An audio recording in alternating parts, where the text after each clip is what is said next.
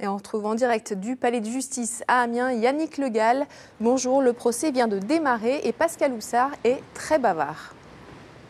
Oui, bonjour Flore. En effet, le procès a commencé il y a à peine 1 heure et demie. Le moins qu'on puisse dire, c'est que l'attitude de Pascal Houssard n'est pas du tout la même qu'en première instance. L'an dernier, à Beauvais, il avait fallu attendre le tout dernier jour du procès pour que Pascal Houssard reconnaisse avec parcimonie sa présence sur les lieux du crime. Mais ce matin, dès les premières minutes d'audience, Houssard a voulu prendre la parole. Je le reconnais, j'ai fait de nombreuses bêtises dans ma vie, de nombreux vols, de nombreux cambriolages, mais je ne suis pas un criminel, a expliqué l'accusé à la cour. Il explique que ce 9 juillet 1997, il était bien sur les lieux du crime, mais uniquement pour cambrioler le presbytère en compagnie de Bernard Lombard, son complice qui a été condamné à 30 ans de prison pour le meurtre du père Guéguin l'année dernière. Un complice qui n'a pas souhaité faire appel de sa condamnation. Et Houssard raconte que pendant le cambriolage, c'est bien Lombard qui a tenu fermement le père Guéguin pendant plusieurs minutes avant que celui-ci perde connaissance. Et c'est à ce moment-là que Pascal Houssard a eu très peur et s'est enfui.